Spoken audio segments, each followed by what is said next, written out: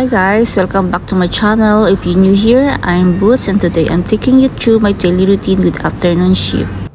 I usually wake up around 8:30 or 9. I don't need to rush since my shift start later in the day, which is honestly the best part about afternoon schedule. So ayan nga, kagising ko lang, medyo stretching tayo muna to wake up my brain. Alam mo yun, para ma-jumpstart ang araw. Ngayon, the first thing I did, kinuha ko yung labada ko. Naglaba ko kahapon. So today is sampay day. Pero as you can see, dito lang ako sa loob ng kwarto ko ako nagsasampay. Kasi syempre, alam niyo naman dito sa Qatar, usually we're sharing spaces at hindi ideal magsampay sa labas. At syempre, I make myself like breakfast and baon na rin. Simple lang kasi petsa di peligro na.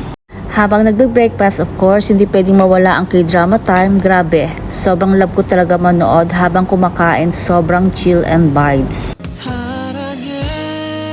Before anything else, kailangan maayos ang kwarto. Ayoko umalis ng magulo ang room, lalo na yung kama. I always make sure na maayos siya before umalis. Next, shower time and fix na.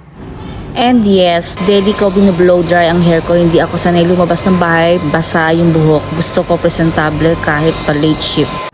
Pag ready na ako, I always take an Uber papunta sa work. Actually, malapit lang naman, 10 minutes away lang. Kaya pwede kong lakarin kung hindi summer. Pero guys, sobrang init talaga, mainit na, malikabok pa. So over is life. Then, finally, nandito na ako sa work. So ito lang ang ginagawa ko. Palagi nakatutok sa desktop, laptop, ganito. And that's how my day usually start kapag may afternoon shift ako. Simple lang, but I try to stay productive and keep everything in order. Thank you for watching and see you next vlog. Ingat kayo palagi. Don't forget to like, subscribe if you enjoyed this one. Bye!